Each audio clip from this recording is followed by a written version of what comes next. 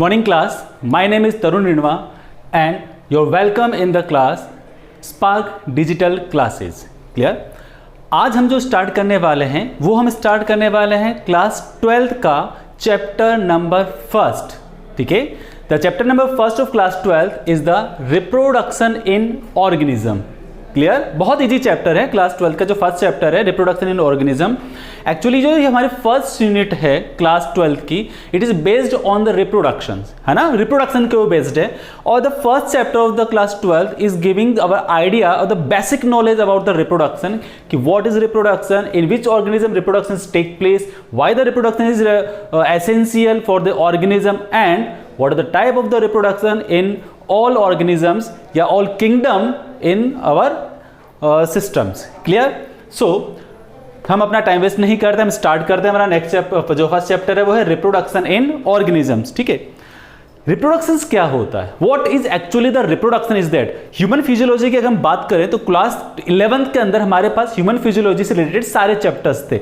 Physiological part किसी भी human का वाइटल पार्ट होता है ना, ह्यूमन का वाइटल जो पार्ट होगा जो उसका फिजियोलॉजी को डिसाइड करता है, लाइक द डाइजेशन, एक्सक्रीशन हुआ, हमारे पास में ब्रीथिंग प्रोसेस हुआ, नर्वस सिस्टम हुआ. This all part we are going to study in the class 11th. ठीक है, but the only one chapter, only one vital process, only one human physiological process we are going to study in this class 12th. Clear? Reproduction. जो reproduction है, reproduction एक ability है किसी भी organisms की. ठीक है, देखो मैं इसको समझाता हूं आपको अबाउट द रिप्रोडक्शन क्या होगा. सबसे पहले हमारा एक सिंपल हेडिंग है,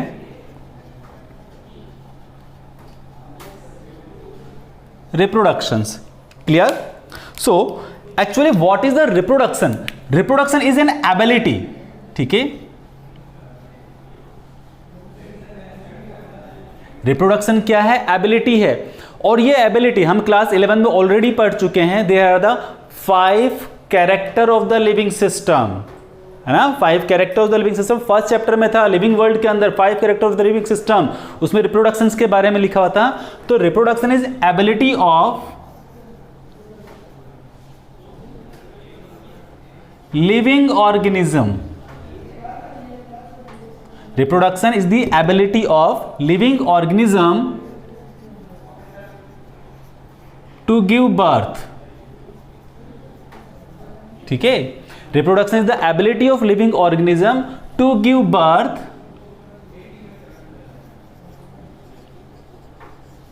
new organisms.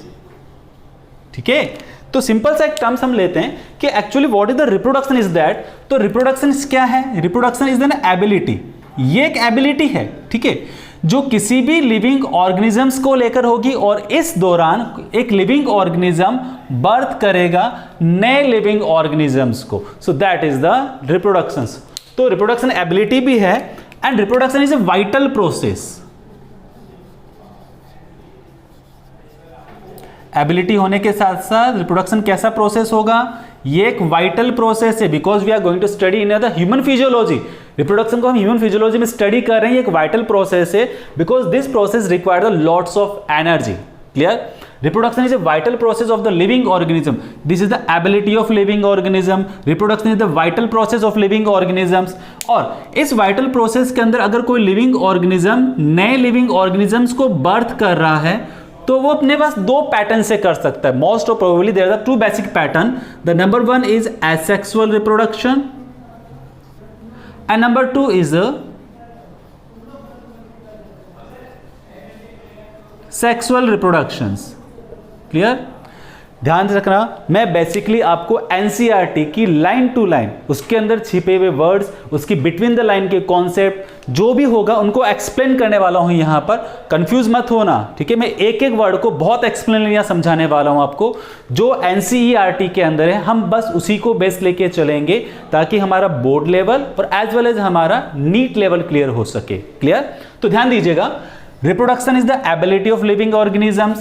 Reproduction is the vital process of living organism, and this vital process they take place in the 2 method, asexual reproduction and sexual reproduction. देखो ये जो asexual reproduction है, asexual reproduction में जो upcoming organisms, जो new organism after birth के बाद में आता है, they are exactly same kind.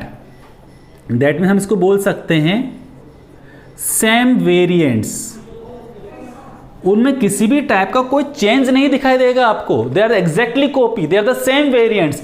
But if you talking about the sexual reproduction, they shows the new variants, वो नए नए वेरिएंट्स, नए नए फॉर्मेट, नए नए कॉम्बिनेशन शो करने वाले हैं। And this new variants brings, जो नए वेरिएंट्स आ रहे हैं, it is due to the their specific genetic combinations, वो उनके स्पेसिफिक जेनेटिक कॉम्बिनेशंस के कारण बनते हैं, ठीक है। जबकि एसेक्सुअल रिप्रोडक्शन में जो वेरिएंट्स होंगे वो सेम वेरिएंट्स रहेंगे, उनमें किसी भी टाइप का कोई भी जेनेटिक वेरिएंट्स नहीं मिलने वाला। तो जो हमारा सेक्सुअल रिप्रोडक्शन है,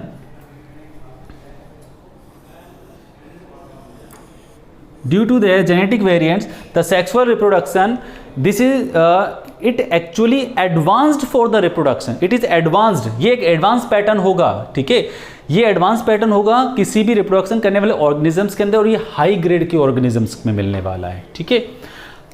अब हम बात करते हैं आपस रिप्रोडक्शन की। ये एक रिप्रोडक्शन का हमने कॉन्सेप्ट लिया छोटा सा, कि रिप्रोडक्शन एक एबिलिटी किसी भी लिविंग ऑर्गेनिजम्स की, जिससे एक लिविंग ऑर्गेनिज्म नए ऑर्गेनिजम्स को बर्थ करता है। हाँ, हम इसमें कुछ एक्सेप्शन भी देखेंगे कि कुछ लिविंग ऑर्गेनिजम्स ऐसे हैं जो बहुत सारे वाइटल प्रोसेस को शो करेंगे, बहुत सारे लिविंग प्रोसेसेस को शो करेंगे, बट रिप्रोडक्शन नहीं कर सकते, ठीक है। And reproduction is the vital process, this vital process take place by the asexual reproduction as well as the sexual reproduction. जो एसेक्सुअल रिप्रोडक्शन होगा उसमें जो हमारे पास वेरिएंट्स आएंगे, they are the same kind of variants, उनमें किसी भी टाइप का कोई बदलाव या कोई अपन उसके मॉडिफिकेशंस नहीं देख सकते। But if you are talking about the sexual reproduction, they shows the new variants, new combination, and these all new variants is due to their specific genetic makeup, specific genetic combinations, ठीक है। Actually reproduction क्या करता है? Reproduction preserve करके रखता है, preserve करता है, ठीक है। किस चीज को प्रिजर्व करता है? रिप्रोडक्शन प्रिजर्व करता है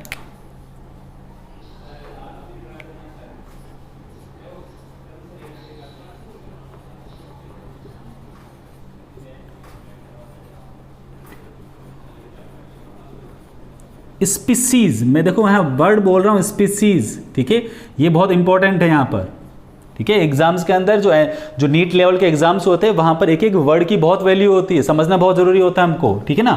तो हमारा जो रिप्रोडक्शन प्रोसेस है वो एक्चुअली प्रिजर्व करके रखता है किसी भी स्पीसीज की कंटिन्यूटी को, ठीक है। अगर रिप्रोडक्शन नहीं होगा, तो सीधी सी बात है, अगर रिप्रोडक्शन नहीं होगा तो ऑर्गेनिजम्स का बर्थ पैटर्न रुक जाएगा। ऑर्गेनिजम्स का बर्थ पैटर्न रुक जाएगा तो वो ऑर्गेनिज्म जिस स्पीसीज को डिनोट कर रहा है वो स्पीसीज आने वाले वक्त में एक्सटिंक्ट हो जाती है, क्लियर। तो रिप्रोडक्शन का जो मेन जो उसका क्राइटेरिया होगा वो क्या रहेगा? It preserves the continuity species, ठीक है। And reproduction is essential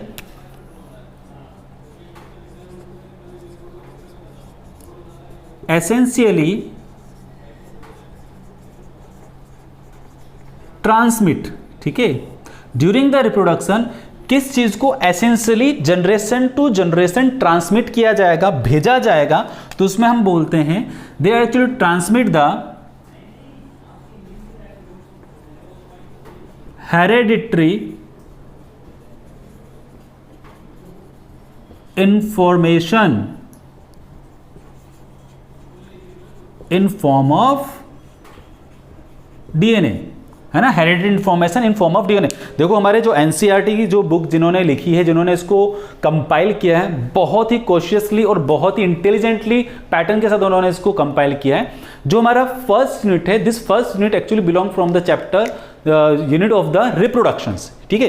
reproduction में कैसे नए ऑर्गेनिजम्स आते हैं, उनके कौन कौन से पैटर्न है, कौन कौन से मेथड है, कोई ऑर्गेनिज्म रिप्रोडक्शन के किस मेथड को यूज करता है, उस मेथड को यूज क्यों करता है, उसका बेनिफिट्स क्या होगा, उसका डिसएडवांटेज क्या होगा, ये सारा हम इस यूनिट के अंदर पढ़ने वाले हैं।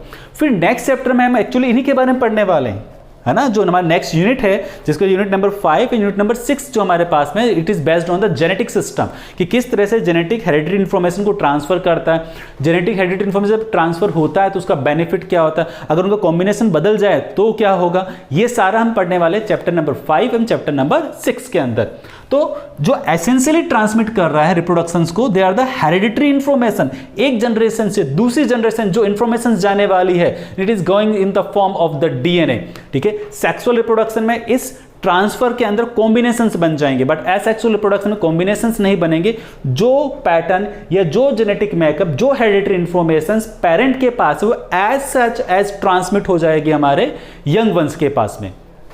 क्लियर? सो हमने अभी तक क्या पढ़ा है कि रिप्रोडक्शन एक एबिलिटी है किसी भी लिविंग ऑर्गेनिजम्स की जो दूसरे लिविंग ऑर्गेनिजम्स को बर्थ करने वाला है। रिप्रोडक्शन एक वाइटल प्रोसेस है और इस वाइटल प्रोसेस के अंदर सेक्सुअल और एक्सेक्सुअल दोनों मेथड्स आते हैं। ये जो एसेक्सुअल मेथड है, इसमें जो नए आने वाले ऑफस्प्रिंग्स है, जो उनका वेरिएंट है, वो सेम रहेगा, उसमें किसी भी टाइप का कोई चेंज नहीं होगा। But if I am talking about the sexual reproduction, तो नए वेरिएंट्स आने वाले हैं और नए वेरिएंट का जो रीजन है वो उनका जेनेटिक कॉम्बिनेशन होगा।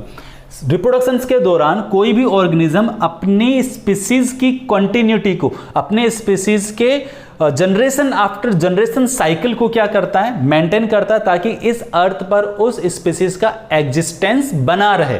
ठीक है, एसेंशियली ट्रांसमिट किसको करेगा? ड्यूरिंग द सेक्सुअल रिप्रोडक्शन जो सबसे एसेंशियल चीज जो ट्रांसमिट होती है। ठीक है, देखो डाइजेशन पैटर्न ट्रांसमिट नहीं होगा। ठीक है, दूसरा कोई भी ऐसा वाइटल प्रोसेस नहीं है, कोई ऐसा फिजियोलॉजिकल प्रोसेस नहीं है जो ट्रांसमिट होता। जो एक्चुअली ट्रांसमिट होता है वो क्या होता है? डीएनए होता है। और इस डीएनए में जो हमारी ओल्ड स्पीसीज है, जो हमारी एंसेस्ट्रल स्पीसीज है, उसकी जो भी हेरिडिटरी इंफॉर्मेशन है, उसका जो भी जेनेटिक इंफॉर्मेशन है, उसके जीन के अंदर जो भी इंफॉर्मेशन होती है, वो आने वाली जनरेशन के अंदर ट्रांसमिट हो जाती है। ठीक है, तो यहां प्रिजर्व होगा और एसेंशियली ट्रांसमिट किया जाएगा। अब सवाल आता है वाई। ठीक है, why organism are going to be reproduce, why organisms shows their reproduction process. ठीक है, सो ये जो रिप्रोडक्शन का जो मेथड है, ठीक है, this is only the life process. Reproduction is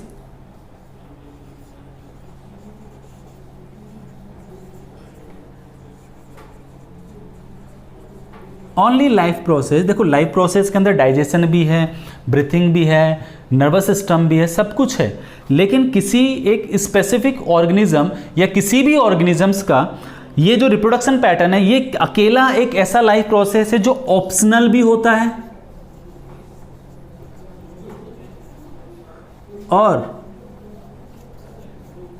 essential भी होता है। ठीक है, देखो ध्यान रखना, ये बात बहुत अच्छी बात है ये। Why the organism are going to be reproduced? ठीक है, तो why this process is so important? This process is the only life process. ठीक है, ये अकेला ऐसा लाइफ प्रोसेस है, इसके अलावा कोई भी ऐसा लाइफ प्रोसेस नहीं होगा। ये एक अकेला ऐसा लाइफ प्रोसेस है जो ऑप्शनल भी है, यानी करना है तो करा वरना नहीं किया, और एसेंशियल भी और जरूरी भी है। ठीक है, अगर मैं इसकी बात करूं ऑप्शनल, तो ऑप्शनल फॉर एन ऑर्गेनिज्म,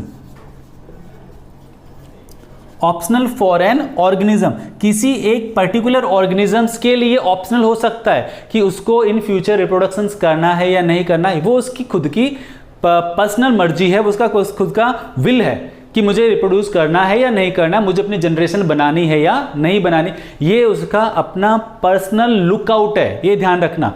लेकिन अगर अर्थ पर किसी स्पीसीज को अपने कैरेक्टर्स को, अपनी स्पीसीज की कंटिन्यूटी को मेंटेन करना है, तो ये क्या होगा? Essential. So this is essential for N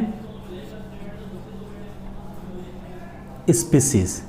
ठीक है, इसलिए मैंने आपको यहां पर भी बताया था कि प्रिजर्व किसको करता है? कंटिन्यूटी ऑफ स्पीसीज को, कंटिन्यूटी ऑफ ऑर्गेनिजम्स को नहीं। ध्यान रखना, एमसीक्यूज के अंदर बहुत, ये एक वर्ड आपके एमसीक्यूज को बदल के रख देगा। ठीक है, तो जो हमारे पास रिप्रोडक्शन है, ये प्रिजर्व करता है कंटिन्यूटी ऑफ स्पीसीज को। क्यों?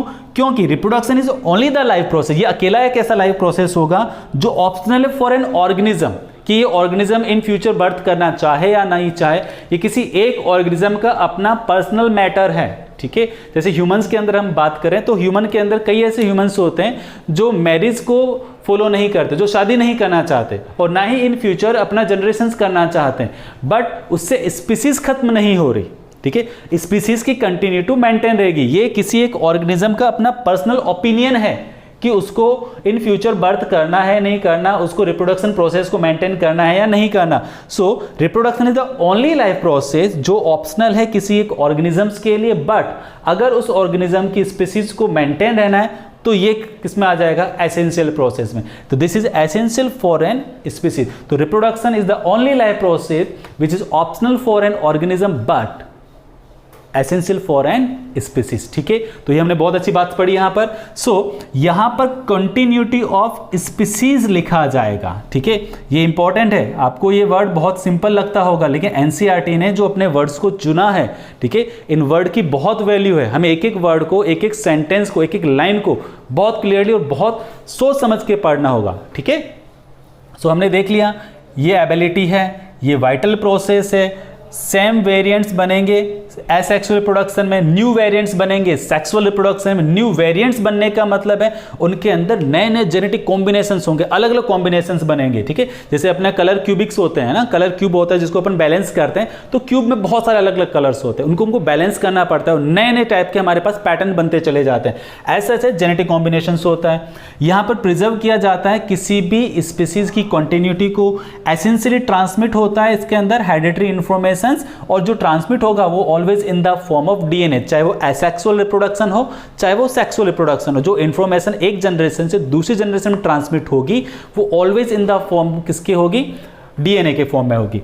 And why the reproduction is a process, it is the only the life process. Reproduction अकेला एक ऐसा लाइफ प्रोसेस है which is optional for an organism but this one is an essential for an species. Clear?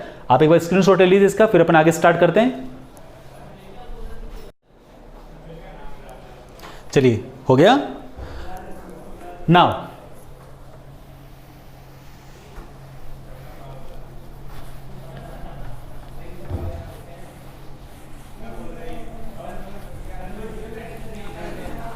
अब हम इस chapter को आगे लेके चलते हैं, रिप्रोडक्शंस के पैटर्न को आगे लेके चलेंगे। तो क्या रिप्रोडक्शन किसी ऑर्गेनिजम्स की पूरी लाइफ में होता है या रिप्रोडक्शन का एक पर्टिकुलर टाइम है? रिप्रोडक्शन कब किया जाएगा? किसी ऑर्गेनिज्म में रिप्रोडक्शन का टाइम पीरियड क्या होगा? हम इन बातों को डिस्कस करते हैं। ठीक है, तो इन बातों में डिस्कस करने में जो हम सबसे पहले एक बात लेते हैं वो हम बात लेंगे लाइफ स्पैन का।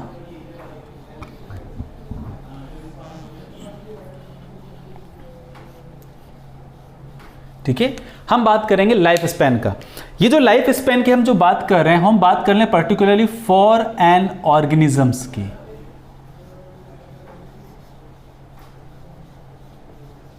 यहां हम पूरे स्पीसीज की बात नहीं कर रहे। जो लाइफ स्पैन का जो कॉन्सेप्ट है वो किसी एक पर्टिकुलर ऑर्गेनिजम्स को लेके चल रहा है कि कोई एक ऑर्गेनिज्म होगा उसका लाइफ स्पैन क्या होगा। तो लाइफ स्पैन को डिफाइन करने के लिए हम इसका जो डेफिनेशन है, the definition of life span is that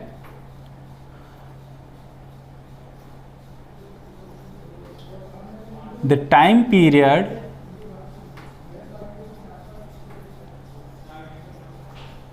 from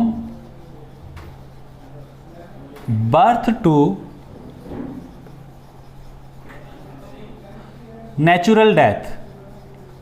ठीक है, तो हमने जो बात की है लाइफ स्पैन की, जो लाइफ स्पैन की हम बात कर रहे हैं, बात हम कहां से कहां कर रहे हैं, किसी एक पर्टिकुलर ऑर्गेनिजम्स को लेके चल रहे हैं। हम यहां पर पूरी स्पीसीज को लेके नहीं चल रहे। और अगर मैं लाइफ स्पैन का कॉन्सेप्ट की स्पीसीज को लेके चलूंगा तो उसे हम दूसरे टर्म से डिनोट करेंगे, जो मैं आपको आने वाले लेक्चर में बताने वाला हूं। ठीक है, तो हमने यहां क्या पढ़ा कि जो लाइफ स्पैन है वो किसी एक ऑर्गेनिजम्स को डिफाइन करेगा, और ये क्या बताता है कि the time period from the birth to the natural death.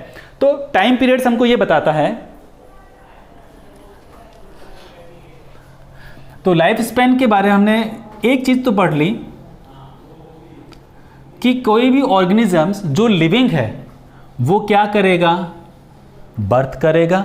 Birth करने के बाद उसकी क्या हो जाएगी, नेचुरल। हम यहाँ एक्सीडेंटल डेथ की बात नहीं करेंगे, we are just only talking about the natural death. तो जो नेचुरल डेथ वो कहता है कि एनी लिविंग ऑर्गेनिज्म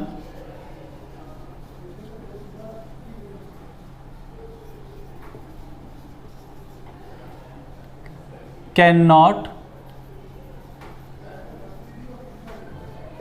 immortal, कोई भी लिविंग ऑर्गेनिज्म इमोर्टल नहीं हो सकता, बिकॉज डेथ इज सर्टेन। ठीक है, क्योंकि मृत्यु निश्चित है, मरना होगा उसको, ठीक है।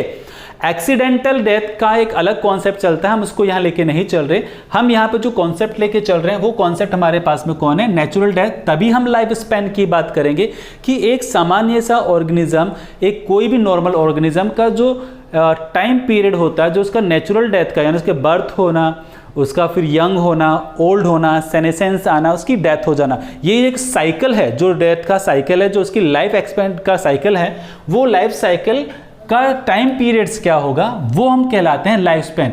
और इसमें साफ कहा कि कोई भी लिविंग ऑर्गेनिज्म इमोर्टल नहीं होता, डेथ सर्टेन है, डेथ होगी उसकी नेचुरल। बट हम जिस बायोलॉजिकल वर्ल्ड की बात कर रहे हैं वो बायोलॉजिकल वर्ल्ड क्या है, this is the full of exception, full of exception. और यहां पर हमारे पास में जो एक्सेप्शन है, वो एक्सेप्शन हमारे पास में कौन है, सिंगल सेल ऑर्गेनिज्म। इसका मतलब क्या हुआ कि सिंगल सेल ऑर्गेनिज्म इमॉर्टल है। सिंगल सेल ऑर्गेनिजम्स क्या है, इमॉर्टल है। अब इमॉर्टल क्यों, देखो यहां पर अगर बात करें कि living organism, any living organism can not immortal, ठीक है, कोई भी लिविंग ऑर्गेनिज्म इमॉर्टल नहीं हो सकता, मतलब वो क्या है, मोर्टल है, वो इमॉर्टल नहीं है, they are the mortal. That means उनका नेचुरल डेथ होना कंपलसरी है, ठीक है, और उनका नेचुरल डेथ होगा, ठीक है, बिकॉज डेथ इज सर्टेन, मृत्यु निश्चित है, उनकी होगी मृत्यु। लेकिन एक्सेप्शन में हम आ जाते हैं सिंगल सेल ऑर्गेनिजम्स को लेकर, ठीक है। जो सिंगल सेल ऑर्गेनिज्म है इनका नेचुरल डेथ नहीं होता। Single cell organisms are immortal, they are immortal, ठीक है। सिंगल सेल ऑर्गेनिजम्स कैसे हैं, they are immortal because no natural death. इनका बर्थ तो होगा लेकिन इनका नेचुरल डेथ नहीं होने वाला। अगर अपन सिंगल सेल ऑर्गेनिजम्स के लेके कॉन्सेप्ट को लेके चलें, सिंगल सेल ऑर्गेनिजम्स की बात करें तो सिंगल सेल जो ऑर्गेनिज्म है इनका जो लाइफ स्पेन होता है वो इनकम्प्लीट होता है। ये बात अच्छे से याद रखना, दे हैव इनकम्प्लीट लाइफ स्पेन। इनका जो लाइफ स्पेन है वो क्या है, इनकम्प्लीट है। अब इनकम्प्लीट लाइफ स्पेन का एक्चुअली मीनिंग क्या हुआ कि यार ये जो सिंगल सेल ऑर्गेनिज्म है इनका बर्थ तो हुआ, इनका बर्थ हुआ, बर्थ के बाद में इन्होंने ग्रो किया, ठीक है, ग्रो करने के बाद में इनका रिप्रोडक्शन का टाइम आया और ये जब रिप्रोड्यूस करते हैं तो they are reproduce by the cell division. और जैसे ही सेल डिवीजन से इन्होंने बर्थ किया they form the new birth. इनका वापस से नया क्या हो जाता है, बर्थ हो जाता है, ठीक है। तो सिंगल सेल ऑर्गेनिज्म का लाइफ स्पैन इनकम्प्लीट है। बर्थ हुआ, बर्थ के बाद में इन्होंने ग्रो किया, ये यंग स्टेज के अंदर आए, इनके अंदर सेल डिवीजन हुआ at the time of reproduction. तो जो भी सिंगल सेल ऑर्गेनिज्म होते हैं इनके रिप्रोडक्शन का जो मेन मेथड होता है वो क्या होता है, cell division. This is the main method of their reproduction. और जैसे ही वो रिप्रोड्यूस करते हैं, जैसे ही उनका सेल डिवीजन होता है वो न्यू बर्थ में कन्वर्ट हो जाते हैं, उनका एक नया बर्थ हो जाता है। That means there is no mother cell left behind for death, ठीक है। That means no mother cell left behind, ठीक है, ये बात अच्छे से याद रखना, ठीक है। तो अगर पूछा जाए कि why the single cell organisms are considered as an immortal, why they are the immortal not the mortality, why the single cell organism immortal, because they have incomplete life span. First you have to know about the lifespan. Now, about the lifespan, the time period, the specific time level of the birth to the natural death. But for the single cell organism, the lifespan is incomplete. They shows the birth, they shows grow, they shows reproductions by the cell division. But just after cell division, they convert into the new birth. They are converted into the new organisms. ठीक है? So there is no mother cell left behind. कोई भी mother cell का left behind नहीं होगा for the death. जब कोई पीछे बचा ही नहीं तो उसकी डेथ कैसे होगी, clear. So single cell organisms are immortal. अगर आप बात करोगे सर अगर सिंगल सेल ऑर्गेनिजम्स का पैटर्न या लाइफ स्पेन इस तरह से चलता है तो बताओ हमारे मल्टी सेल या फिर जो अदर ऑर्गेनिज्म है उनका लाइफ स्पेन कैसे चलेगा। तो हम बात करते हैं कि जो अदर सेल्स हैं हमारे पास, जैसे सिंगल सेल की बात की तो हम बात करेंगे multi cell organism. We are talking about the multi-cell organism. If the single cell organism having the incomplete lifespan, that means multi-cell organism having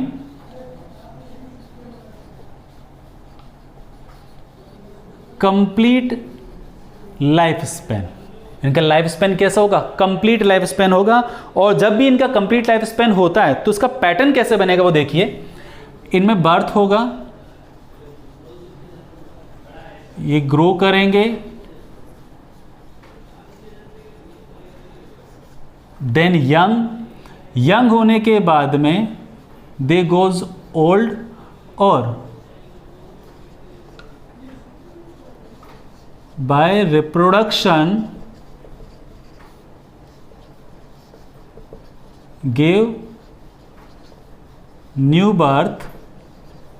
old होंगे और ओल्ड के बाद में इनकी क्या हो जाएगी? डेथ हो जाएगी, है ना। बर्थ हुआ, ग्रो हुआ, यंग हुए, ठीक है। देन रिप्रोडक्शंस का पैटर्न आया। सिंगल सेल में जो रिप्रोडक्शन का पैटर्न है it is done by the cell division. जो न्यू बर्थ हुए तो न्यू बर्थ के बाद में उनका नया जनरेशन वापस जो न्यू बर्थ होगा वापस grow, cell division, new birth, grow, cell division, new birth, ठीक है। तो उनका साइकिल इनकम्प्लीट होगा। कंप्लीट साइकिल क्या होगा? Birth, grow, young, old, death. और जब वो यंग स्टेज में होते हैं they shows the reproduction. The pattern of the reproduction is different for the different organisms. They young by the reproductions and give birth to the new ones. That means they have और दे left mother cell behind. They left behind mother cells, ठीक है। तो जब भी इनका growth complete हो जाएगा, जब भी इनका टाइम साइकिल कंप्लीट हो जाएगा, लाइफ स्पेन कंप्लीट होने वाला होगा, तो ये अपने जो इसके बिहाइंड होगा एक मदर सेल्स रहेगी जिसकी डेथ हो जाती है। एक सिंपल सी बात है, we are the multi cellular organisms, our parents give birth to us, ठीक है। After some time we are going to grow, our parents are going to be old, and after some time एक particular time period होगा जब उनकी death हो जाएगी, ठीक है। उन्होंने हमको बर्थ कर दिया, देन उनकी डेथ हो जाएगी। तो यह मल्टी सेलुलर ऑर्गेनिजम्स में होता है। जबकि सिंगल सेलुलर, जैसे हम अमीबा की बात करें, ठीक है, अगर आप अमीबा की बात करते हो तो देयर इज अमीबा, ठीक है। अमीबा एक सिंगल सेल ऑर्गेनिजम्स है। जब इसका बर्थ हुआ तो बर्थ होने के बाद सबसे पहले ये अपने साइज को क्या करेगा? ग्रो करेगा, ठीक है। ग्रो करने के बाद में इसमें होगा सेल डिविजन्स, ठीक है। और by the cell division they are divided into 2।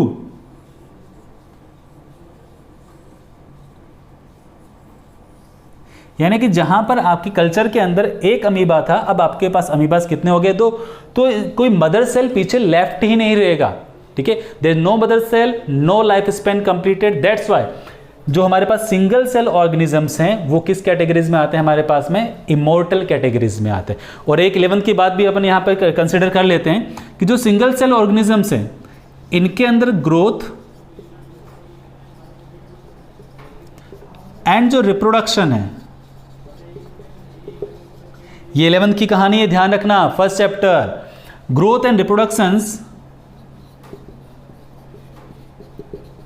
Inclusive property होती है, ठीक है।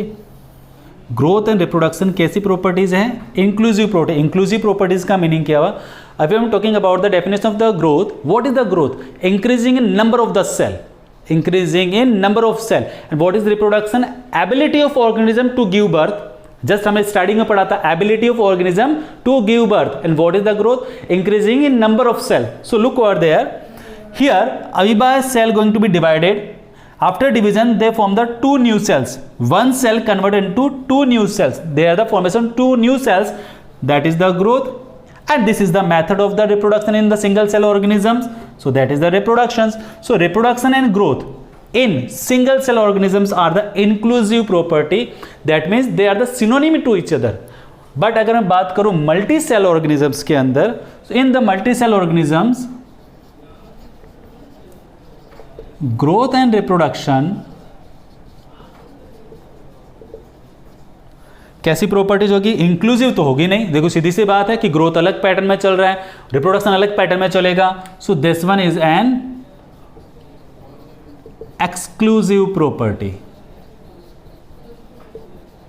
ठीक है, मैं यहां आपको एक एक छोटे से छोटा कॉन्सेप्ट समझाने की कोशिश कर रहा हूं, एक एक वर्ड जो हमारे रिप्रोडक्शन के कॉन्सेप्ट से अटैच्ड रहेगा, जो हमारे नीट के लिए इंपॉर्टेंट है, हमारी एनसीईआरटी बुक्स में लिखा हुआ है। कुछ बातें हमने 11th क्लास से उठाई है, कुछ बातें हम 12th क्लास से लेंगे और उनको कंपाइल करके हम हमारे कॉन्सेप्ट को बहुत बेटरली तरीके से समझने वाले हैं। ठीक है, तो हमने यहां बात कर ली कि मल्टी सेल ऑर्गेनिज्म का लाइफ स्पैन कंप्लीट होता है, सिंगल सेल ऑर्गेनिज्म का लाइफ स्पैन इनकम्प्लीट होता है। इनकम्प्लीट लाइफ स्पैन होने के कारण सिंगल सेल ऑर्गेनिजम्स को हमने क्या बोला? इमोर्टल कहा है, जबकि मल्टी सेलुलर ऑर्गेनिजम्स को हमने क्या बोला है? मॉर्टल कहा है। ठीक है ना, एक बार स्क्रीनशॉट ले लीजिए, फिर अपना आगे चलते हैं।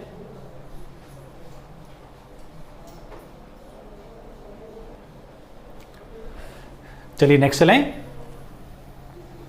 अभी हम लाइफ स्पैन की और बात करते हैं आगे। तो क्या कोई life span is the life span is depend on the size of an organisms? क्या लाइफ स्पैन किसी ऑर्गेनिजम्स की साइज पर डिपेंड करेगा कि यार ऑर्गेनिजम्स का साइज बहुत बड़ा है तो उसका लाइफ स्पैन ज़्यादा होगा, ऑर्गेनिजम्स का साइज बहुत छोटा है तो उसका लाइफ स्पैन बहुत कम होगा? ऐसा कुछ भी नहीं है। ठीक है, ऐसी कोई भी बात नहीं होगी। सो एक लाइन है हमारे एनसीईआरटी के अंदर कि life span does not depends on the size of an organisms। अगर हम कंपेयर करना स्टार्ट करें और कंपेयर करके हम ये बोलते हैं कि एक ऑर्गेनिज्म है जिसका साइज बहुत बड़ा है तो उसका लाइफ स्पैन ज़्यादा होगा, एक ऑर्गेनिज्म का साइज बहुत छोटा है तो उसका लाइफ स्पैन बहुत कम होगा, ऐसा नहीं है। लाइफ स्पैन कभी भी किसी भी ऑर्गेनिजम्स की साइज पे डिपेंड नहीं करेगा, वो उनका एक इनहेरिटेंट या फिर हम देखें तो जेनेटिक मेकअप का एक पैटर्न है। सब ऑर्गेनिजम्स में अलग अलग पैटर्न्स होते हैं, हर ऑर्गेनिज्म का अलग अलग पैटर्न होगा। इसके लिए हमारे पास जो एग्जाम्पल है, अगर हम एग्जाम्पल्स की बात करें तो अब हम प्लांट के एग्जाम्पल्स में लेते हैं तो we are taking the mango and banyan tree. ठीक है, जो मैंगो ट्री है अगर इसके अपन लाइफ स्पैन की बात करें तो इसका लाइफ स्पैन होगा 12 to 14 ईयर्स तक। लेकिन यहीं अगर अपन मैंगो बनियान ट्री की बात करें तो 200 ईयर तक उसका लाइफ स्पैन होता है, 200 सालों तक वो जिंदा रहता है। ठीक है, दूसरा एग्जाम्पल जो हमारे बुक में दे रखा है वो है हमारे पास में क्रो एंड पैरेट को लेकर। ठीक है, अगर इनके साइज की बात करें, क्रो एंड पैरेट के अगर मैं साइज की बात करूं एनिमल की, तो इनका साइज अप्रोक्सीमेटली सेम होता है, इनके साइज में ज़्यादा डिफरेंस नहीं होता, इनका साइज अप्रोक्सीमेटली सेम होता है। बट अगर मैं इनके लाइफ स्पैन की बात करूं तो जो क्रो का जो लाइफ स्पैन है वो होता है 15 ईयर्स। ठीक है, इंपॉर्टेंट है, नीट के एग्जाम में पूछा जा चुका है। ठीक है, और अगर मैं पैरेट के लाइफ स्पैन की बात करूं तो 140 ईयर्स के आसपास तक पैरेट का लाइफ स्पैन चल सकता है। ठीक है, हम एनसीईआरटी की बात करते चलेंगे साथ साथ में। तो हमने यहाँ बात की कि एनसीईआरटी में लाइन लिखी हुई कि life span does not depends on the size of an organisms and there are two example, one is related for the plant, second one is related to the animals.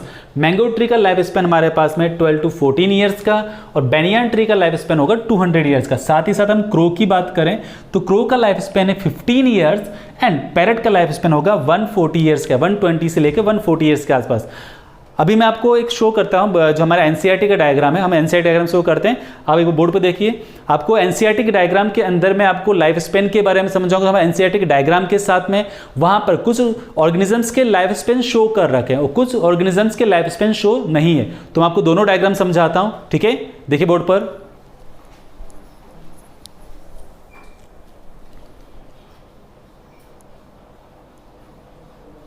तो यहाँ जो मैंने आपको सबसे पहले शो किया है वो हमारे पास में डायग्राम है किसके बारे में, जो हमारे एनसीईआरटी का एग्जैक्ट डायग्राम है। इसमें एलिफेंट, रोज, डॉग, बटरफ्लाई, देखो बटरफ्लाई का लाइफ स्पैन दे रखा है हमको।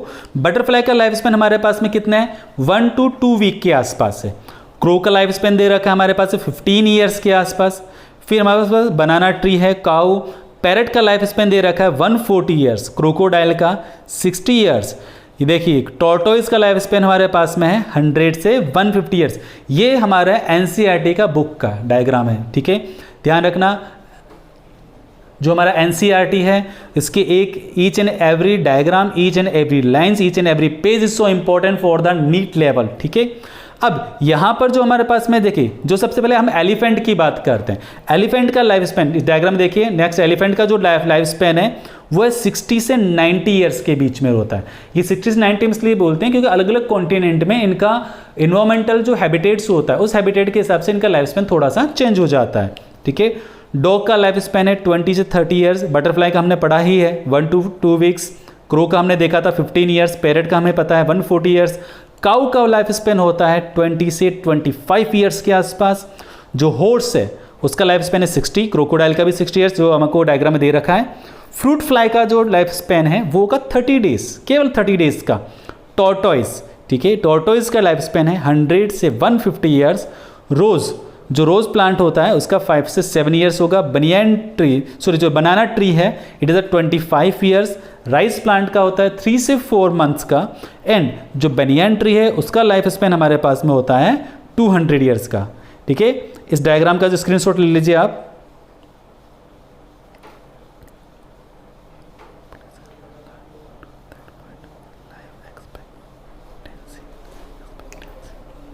ठीक है, हो गया ना। तो ये जो हमने डायग्राम लिया है ये हमारे एनसीईआरटी का डायग्राम है। इसमें कुछ ऑर्गेनिजम्स के हमको लाइफ स्पेन्स दे रखे हैं और कुछ ऑर्गेनिजम्स के जो नहीं दे रखे वो मैंने आपको बता दिया है, उसे आप नोट कर लीजिए, ठीक है। अब ये जो लाइफ स्पेन है मैंने स्टार्टिंग में ही आपको बता दिया था कि जो लाइफ स्पेन है वो किसी एक ऑर्गेनिजम्स को प्रपोज्ड कर रहा है, ठीक है, किसी एक ऑर्गेनिजम्स के बारे में बता रहा है। ये पूरे पॉपुलेशंस को, पूरी स्पीसीज को नहीं बता रहा। लेकिन जब मैं बात करूं पॉपुलेशंस की, ठीक है, क्योंकि देखो जो लाइफ स्पेन किसी ऑर्गेनिजम्स किसी ऑर्गेनिजम्स की बात करें तो नेचुरल डेथ, कोई ऑर्गेनिजम्स ऐसा है जिसका जो लाइफ स्पेन है, अगर मैं ह्यूमंस की बात करूं तो हम कई बार न्यूज़ के अंदर पढ़ते हैं कि यार वहाँ पर किसी पर्टिकुलर जगह पर एक ह्यूमन है जो 102 ईयर्स का है, कहीं बात करते हैं वो 100 ईयर को क्रॉस कर चुका है। हमारे आसपास के अंदर आसपास भी ऐसा होता है कि there are some people that cross the 90 years या 100 ईयर्स, ठीक है। तो उससे हम लाइफ स्पेन, और लाइफ स्पेन उस पर्टिकुलर ऑर्गेनिजम्स का है, हमारा लाइफ स्पेन 100 ईयर्स तक होगा या नहीं होगा कोई कंपल्सरी नहीं है, ठीक है। तो किसी ऑर्गेनिजम्स का जो ऑल एंड एवरेज जो लाइफ स्पेन बनता है उसे अपन बोलते हैं life expectancy,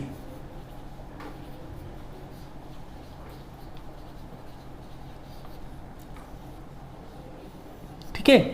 life expectancy, life expectancy क्या होगा, किसी एक पर्टिकुलर स्पीसीज, अब ये किसकी बात कर ली हमने, या हम बात कर लें पर्टिकुलर स्पीसीज की या फॉर दैट पर्टिकुलर पॉपुलेशन, ठीक है। अगर ह्यूमन पॉपुलेशंस की बात करें, ठीक है, अगर मैं ह्यूमन पॉपुलेशंस की बात करूं तो इंडियन कॉन्टिनेंट्स के अंदर लाइफ एक्सपेक्टेंसी अलग होती है और अदर कॉन्टिनेंट्स के अंदर लाइफ एक्सपेक्टेंसी अलग रहेगी। अगर हम इंडियन कॉन्टिनेंटल लाइफ एक्सपेक्टेंसीज की बात करते हैं तो जो एवरेज जो लाइफ एक्सपेक्टेंसी है वो हम आजकल मान के चल रहे हैं 75 ईयर्स, ठीक है। यानी ऑन एन एवरेज अगर नेचुरल डेथ की बात की जाए तो ना on an average natural death को 75 ईयर्स तक, यानी किसी भी ह्यूमन का जो बर्थ होगा वो बर्थ से लेकर उसका जो डेथ टाइम पीरियड है, जो नेचुरल डेथ टाइम पीरियड है वो एक्सपेक्ट किया जाता है और ये ऑल एन एवरेज बनाया जाता है। कभी किसी का लाइफ स्पेन कम होता है, कभी किसी का लाइफ स्पेन बहुत ज़्यादा होता है। अलग अलग ऑर्गेनिजम्स का, एक ही पॉपुलेशन की अलग अलग ऑर्गेनिज्म का लाइफ स्पेन क्या हो सकता है, डिफरेंट हो सकता है। बट लाइफ एक्सपेक्टेंसी क्या बताता है, इसका एक मीडियन बताता है, ठीक है। मीडियन क्या होगा कि कोई किसी पॉपुलेशन के अंदर ऑर्गेनिजम्स के सरवाइव करने की या नेचुरली डेथ होने की कम से कम एवरेज, या जो कम से कम उनका एवरेज जो लाइफ स्पेन होगा वो कितना हो सकता है, वो क्या कहलाएगा, लाइफ एक्सपेक्टेंसी। और ये जो लाइफ एक्सपेक्टेंसी है ये एक्चुअली पॉपुलेशंस के लिए है, उस पर्टिकुलर ऑर्गेनिजम्स के लिए नहीं होगी। पर्टिकुलर ऑर्गेनिज्म का लाइफ स्पेन कम या ज़्यादा हो सकता है, बट हम बात करते हैं एक्सपेक्टेंसी, जो क्या होता है किसी लाइफ स्पेन को या किसी सिस्टम के एक मीडियन को बताता है कि कम से कम इस पॉपुलेशन के लोग इतने साल तक जिंदा रह सकते हैं, या इतने साल तक इनका एक लाइफ स्पेन का टाइम पीरियड्स होगा, ठीक है।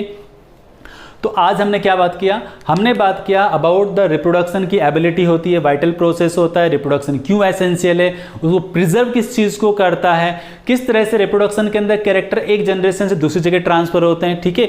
और साथ ही साथ हमने स्टडी किया लाइफ स्पेन को लेकर कि लाइफ स्पेन क्या होता है, लाइफ स्पेन किसी ऑर्गेनिजम्स का कितना होता है, लाइफ स्पेन से क्या बेनिफिट्स होते हैं, लाइफ एक्सपेक्टेंसी क्या होती है, ठीक है। अब हम अपने नेक्स्ट लेक्चर के अंदर क्या स्टडी करेंगे, अबाउट द रिप्रोडक्शंस। अब रिप्रोडक्शन के कॉन्सेप्ट पे आएंगे। अभी तो हमने इसका एक व्यू देखा है कि रिप्रोडक्शन का बेनिफिट्स क्या होगा, लाइफ स्पेन्स क्या होने वाले।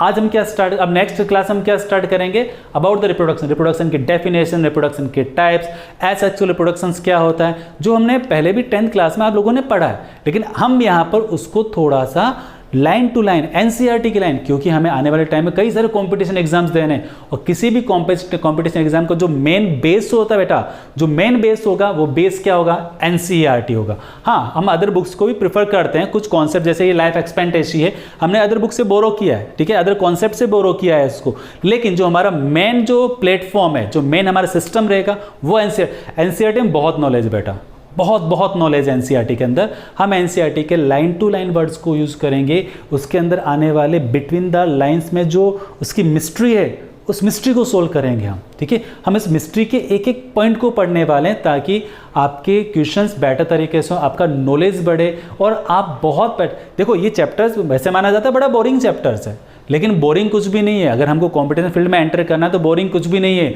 और बहुत इंटरेस्टिंग चैप्टर, हम इसको आगे आगे बहुत इंटरेस्टिंग तरीके से पढ़ेंगे, ठीक है। चलो आज के लिए हमारी क्लास यहीं ओपन होती है, बाय।